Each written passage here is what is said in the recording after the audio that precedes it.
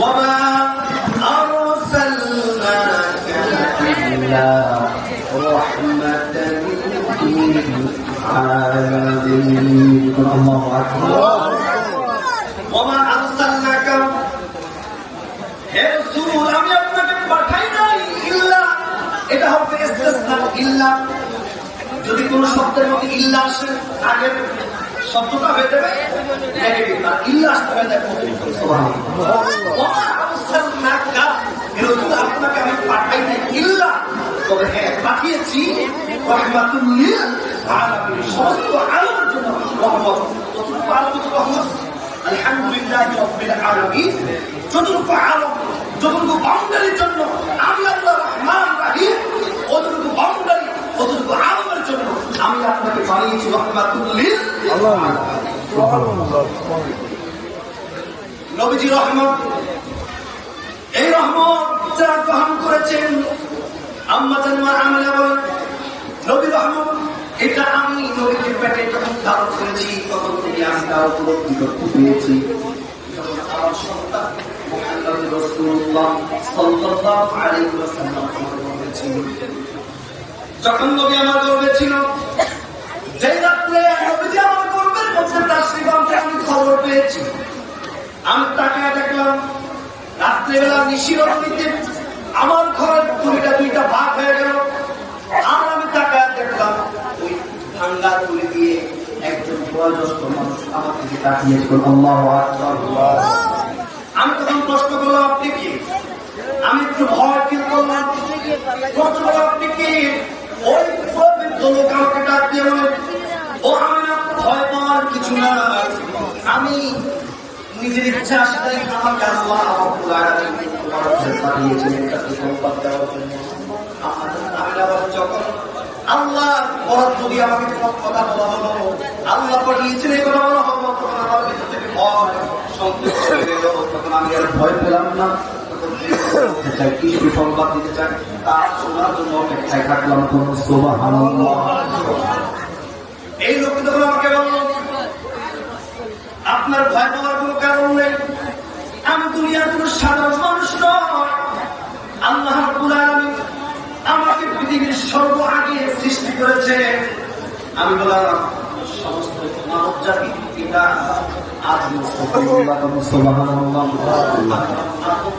আল্লাহ আপনাকে আমাকে আপনার ঘরে পাঠিয়েছে রহমাতুল লিল আলামিন, নবীর সুসংবাদ দেওয়ার জন্য।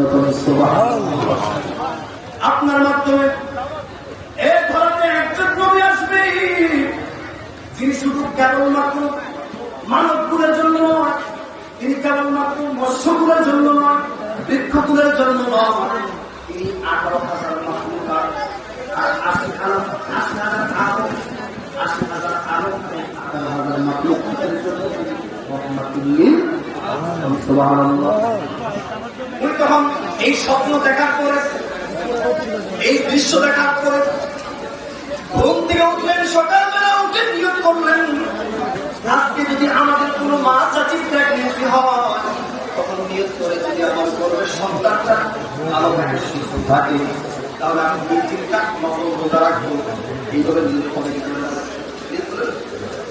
অনেক মানুষ নিয়ত করে যদি আমার গর্ভের সন্তান সুস্থভাবে হয়, আমি 12 রাকাত 6 রাকাত 4 রাকাত নফল নামাজ পড়বে। নিয়ত করে কি করে না? এইভাবে নবীর আম্মাও নিয়ত করেছেন যদি আমার সন্তানটা সুস্থভাবে দুনিয়ার মধ্যে আল্লাহ আনেন, তাহলে আমি খানের কাবাতে যাইয়া 2 রাকাত নফল নামাজ আদায় করব। সুবহানাল্লাহ। নবীর আম্মা পরের দিন সকালে চলে গেলেন নামাজ আদায় করার জন্য।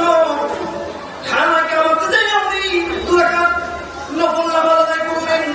আদায় করিয়া যখন 2 রাকাত পরে যখন উনি শেষ বৈঠকের মধ্যে বসলেন, আম্মা জান মা আমিনা বলেন যখন সালাম ফিরে গেলেন, আসসালামু আলাইকুম ওয়া রাহমাতুল্লাহ বলে ডান দিকে তাকাইলাম, আসসালামু আলাইকুম ওয়া রাহমাতুল্লাহ বলে বাম দিকে তাকাইলাম। আমি অবাক হয়ে গেলাম। ডান দিকে একটা পাহাড় আছে, যে পাহাড়ের নাম হলো জাবালে রহমত, আরেকটা পাহাড় আছে জাবালে নূর। 2টা পাহাড়, একটা পাহাড় হলো জাবালে রহমত, আরেকটা পাহাড় হলো জাবালে আবু কুবাইস। জাবালে আমি তাকে দেখলাম দুই পাহাড়ের মধ্যে দুইটা প্রাণী দাঁড়ায় আছে।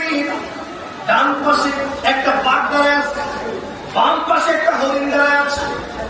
এই বাঘ আর হরিণ তো একটা একটা দুশ্মন, কথা বলেন ঠিক কিনা? কিন্তু আমি তাকে তাকে দেখলাম যে বাঘটা হরিণের দিকে তাকে আছে, হরিণটা বাঘের দিকে তাকে আছে। বাঘ আর হরিণের মধ্যে ভয় নাই, বাঘের মধ্যে কোনো হিংসতা নাই। একটা আরেকটা দিকে আগে আসতেছে, আর আমি মাঝখানে। দুইটা পানি দুইটা পাহাড় থেকে আসিয়া একটা আমার কদমের পাশে, আরেকটা আমার ডান কদমের পাশে বসে গেছে। বড় আদবের সাথে বসে আমাকে কি যেন পাটা উঁচু করে আমাকে, আমি বুঝতে পারলাম আমাকে সালাম দিতে চায়। একটা বাঘ একটা হরিণ আমার দিকে তাকে আসছে, আমাকে সালাম দেওয়া, আমাকে সালাম দিল। সালাম দেওয়ার পরে দুইটা প্রাণী মাথাটা উঠে আসমানের দিকে বলে, মালিক, ও মালিক, আপনার কাছে আমাদের ফরিয়াদ গো মালিক, আমরা পানি, আমাদের কোনো জবান নাই, যদি আপনি আমাদের জবানটা একটু খুলে দেন তাহলে আমরাও প্রাণী হইয়া আপনার নবীর মাকে নবীর আগমনের চাইতাম।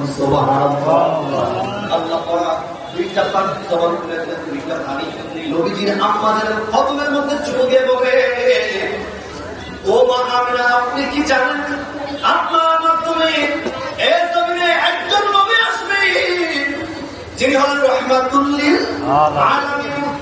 এ কেমন নবী? যে নবী দুনিয়াতে আসছে, আজকে নবী পাইয়া সমস্ত দুর্গায়ন খুশি। আজকে নবীর সাথে দরুদ পড়লে একদলের কলিজায় শান্তি লাগে, আবার আরেক দলের কলিজায় দুঃখ লাগে। কলিজা চলে রঙটা হয়ে যাবে। নাউযুবিল্লাহ। নব ভাইরাল কি টপিক জানেন না আপনারা? নব ভাইরাল টপিক। এই সরকারি মসজিদের ইমাম আল্লাহ নবীর উপর সালাম দিয়েছে, নবীর সামনে কিয়াম করেছে, কারো কোনো মাথা ব্যথা নাই, কিন্তু একজন হুজুরের মাথা ব্যথা শুরু হয়ে গেছে। বলতেছে নবীর উপর পুরুষের সালাম করি না, আপনারা বলেন নবীর শান্তি লাগে কি লাগে না? ইয়া নবী সালামু আলাইকুম বলে শান্তি লাগে কি লাগে না?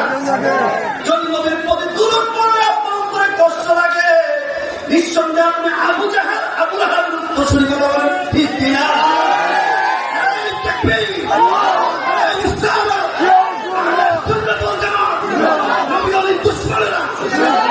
মিলাদে কিয়াম যেখানে, মিলাদে কিয়াম যেখানে, নবীর প্রতি দরুদ এর ফজিলত কত বেশি। নবী বলেন, আমার কোন উম্মত যদি আমার প্রতি এক মর্তবা দরুদ করে, আমার আল্লাহ আপনার থেকে 10টা গুনাহ ছিল করে কেটে ফেলে দেন। সুবহানাল্লাহ। 10টা গুনাহ যেখান থেকে আমার 10টা গুনাহ কেটে ফেলে দিয়েছে, ওই জায়গাটা খালি, ঠিক না? ওই জায়গাটা খালি, ওই খালি জায়গার মধ্যে আল্লাহ নতুন করে 10টা নেকি লিখে দেন। তো আল্লাহু আকবার। সাহাবায়ে কেরাম শুনে খুশি হয়ে গেছে, ইয়া রাসূলুল্লাহ 10টা গুনাহ আল্লাহ কেটে দেন, ওই খালি জায়গার মধ্যে আল্লাহ 10টা নেকি লিখে দেন।